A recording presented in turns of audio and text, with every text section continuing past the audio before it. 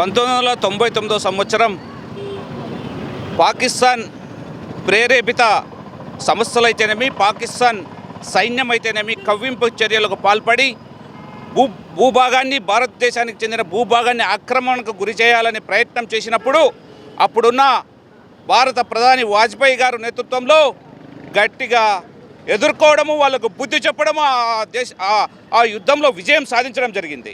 ఎందుకంటే పాకిస్తాన్ ఎప్పుడు మనతో తలపడినా వాళ్ళకు ఓటమి తప్ప గెలుపు ఏనాడూ లేదు. కానీ ఎన్నిసార్లు కవ్వింపుల చర్యలకు పాల్పడినా వాళ్ళకి ఎన్నిసార్లు బుద్ధి చెప్పినా వాళ్ళకి ఏ మాత్రం సిగ్గు శరం లేకోకుండా భారత్ మీద పడి ఏడుస్తుంటారో. భారత్ ఇంకా ఎంత ఈర్ష్య అసూయ ద్వేషాలకు పోయిన భారతదేశం ఈరోజు నంబర్ 1 స్థానానికి ఎదిగే స్థాయికి వచ్చిందంటే ఒక్కసారి మనం గుర్తు చేసుకోవాలా. అందుకోసం అమరవీరులకు ఈరోజు నివాళులు అర్పిస్తూ ఆ రోజు యుద్ధం జరిగినప్పుడు మరణించే వారికి ఈరోజు వాళ్ళకి నివాళులు అర్పించడం భారతీయ జనతా పార్టీ దేశవ్యాప్తంగా ఈ ప్రతి పట్టణంలో చేయాలని ఆదేశించింది. ఈ కార్యక్రమం ప్రతి సంవత్సరం మా పార్టీ ఆదేశాల మేరకు ప్రతి సంవత్సరం ఈ కార్యక్రమం నిర్వహించుకోవడం జరుగుతుంది. ఇప్పటికైనా పాకిస్తాన్ బుద్ధి తెచ్చుకొని ఉగ్రమూకల్ని అరికట్టే తప్ప మీకు అన్నం కానీ గతి ఉండదని మరొకసారి తెలియజేసుకుంటున్నాం. భారత్ మాతాకి. కార్గిల్ యుద్ధం జరిగి సుమారుగా దశాబ్ద కాలమైనప్పటికీ 9 సంవత్సరాలు 26 సంవత్సరాలు పూర్తయినప్పటికీ ఆ గాయాలు ఇప్పటికీ మన సమాజం పైన ఉన్నాయి. పాకిస్తాన్ దేశం ఏర్పడినప్పటి నుండి ప్రతి నిత్యం కాశ్మీర్లో అల్లకల్లోలం సృష్టించాలి, ఏ విధంగా అంతర్జాతీయ దృష్టికి తీసుకెళ్ళాలి. పాకిస్తాన్లో ప్రజలు తిండికి తిప్పలేక ఇబ్బంది పడుతున్నప్పటికీ ప్రభుత్వం దాన్ని పట్టించుకోకుండా ఉగ్రవాద శిబిరాల్ని పెంచి పోషించే క్రమంలో పాలన పక్కన పెట్టి ఉగ్రవాద యొక్క ట్రైనింగ్ క్యాంపు నడుపుతోంది. దాని మూలంగా ఈరోజు చూస్తున్నాం మనం అందరం. బలూచిస్తాన్ కానీ పాకిస్తాన్ పిఓకే కానీ అందరూ ప్రజలు అన్నమో హరిశ్చంద్ర అంటుంటే పాకిస్తాన్ పాలకులు మాత్రము సైన్యం మాత్రము ఉగ్రవాదులను పెంచి పోషించి భారతదేశం పైన ఉసిగొలుపుతూ ఉంది. దానికి మన సైనికులు ప్రతిసారి సరైన గుణపాఠం చెప్తున్నారు, అయినా కూడా బుద్ధి తెచ్చుకోలేదు పాకిస్తాన్. దానికి నిరసనగా ఈరోజు యావత్ దేశం కార్గిల్ అమరవీరులకే త్యాగాన్ని గుర్తు చేసుకుంటూ ఒక ర్యాలీ నిర్వర్తించాలని చెప్పి భారతీయ జనతా పార్టీ ప్రతి ఒక్క పట్టణంలోనే ఈ కార్యక్రమం చేపడుతుంది. దాంట్లో భాగంగా ఈరోజు అనంతపురం పట్టణంలో జిల్లా అధ్యక్షుడు రాజేష్ గారి నేతృత్వంలో ఈ కార్యక్రమం చేపడుతున్నాం.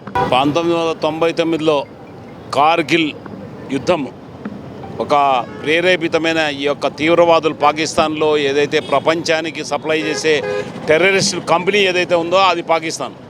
ఇక్కడ అమెరికాలో అయితేనేమి అలాగే భారతదేశంలో అయితేనే ప్రపంచంలో ఎక్కడ చేసినా తీవ్రవాదానికి పేటెంట్ వచ్చేసి పాకిస్తాన్.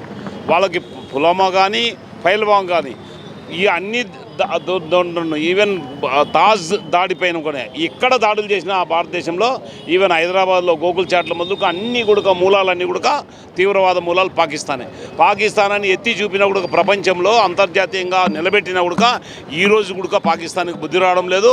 పాకిస్తాన్ మనతో పెట్టుకుంటే ఏమవుతుందో కేవలం 22 నిమిషాల్లో సత్తా చూపించాం మన సైన్యం. ఎందుకంటే ఆ తీవ్రవాదులు మాత్రమే ప్రతి ఒక్క సివిలియన్ కూడా చావుకోకుండా నీకు ఈరోజు మనము వాళ్ళకి టార్గెటెడ్గా వాళ్ళని చంపడం జరిగింది. ఇప్పటికైనా బుద్ధి తెచ్చుకొని కాళ్ళవేళ్ళ ప్రపంచంలో ఉన్న అందరి దగ్గరికి కాళ్ళవేళ్ళ పాకిస్తాన్ వెంబడిపడి ఇంకొక రోజు యుద్ధం జరిగితే పాకిస్తాన్ ముఖ చిత్రం ఉండదని చెప్పేసి భారత సైన్యం హెచ్చరించడము ఈ చర్య ద్వారా అర్థమైంది. దీంట్లో అసలు భాషను వాళ్ళందరూ కూడా 26 సంవత్సరాలు అయింది ఇప్పటికీ. అది ఆ గాయాలు మానలేదు. గాయాలైతే మనం బాగు చేసుకున్న కూడా పాకిస్తాన్ మాత్రం ఎప్పుడు కూడా ప్రతిసారి ప్రేరేపితం చేస్తుంది. అక్కడ తిండికి అలవటిస్తుంటే ప్రజలు, కానీ అక్కడ పాకిస్తాన్లో ఉన్న నాయకులు మాత్రం తీవ్రవాదానికి మాత్రమే వాళ్ళు ఊతమిస్తున్నారు. అక్కడ అన్నమో రామచంద్రాన్ని ప్రజలు వణుకుతున్నారు. వాళ్ళకి భోజనాలు లేకోకుండా, వాళ్ళకి తిండి గుడ్డలు లేవు, రోటీ కపడా దేవుడికి ఎరుగు. కానీ వాళ్ళ మాత్రం పెట్టుబడులన్నీ కూడా డబ్బు కూడా IMFలో తీసుకొని కేవలం తీవ్రవాదుల ద్వారా మన భారతదేశాన్ని విచ్ఛిన్నం చేసే శక్తి కుట్రబంతున్నారు. ఇది ఎప్పటికీ సాధ్యం కాదు. మన సైన్యం ముందర వాళ్ళు 1% కూడా తట్టుకోలేరు. ఎందుకంటే 1977లో 1,00,000 మంది సైనికులని సాయుధ దళాలతో పట్టుకొని వచ్చాం. వాళ్ళని విడిచిపెట్టాం. ఆ కృతజ్ఞత కూడా లేదు పాకిస్తాన్కి. పాకిస్తాన్ని ఇస్లామాబాద్ తరిమి కొట్టాం. భారత సైన్యం ప్రపంచంలోనే అతిపెద్ద సైన్యం. ప్రపంచంలోని ఈవెన్ ఏ దేశం కూడా మనతో తట్టుకునే పరిస్థితి లేదు. ఈరోజు అపాచితో మొదలుకొని మిజైల్స్తో మొదలుకొని ఇవన్నీ ఆకాశంతో మొదలుకొని అగ్ని, పృథ్వీ ఇవన్నీ కూడా ఈరోజు డిఆర్డిఓ ఇండిజినస్గా తయారు చేసుకుని మన భారతదేశం ప్రపంచానికి సప్లై చేసే స్థాయికి ఎదిగాం. దిగుమతుల నుంచి రక్షణ ఎగుమతులు చేసే స్థాయికి ఎదిగినాం. ఇది మన సత్తా అని ఈ బుద్ధుడికైనా ప్రపంచం తెలుసుకుంది.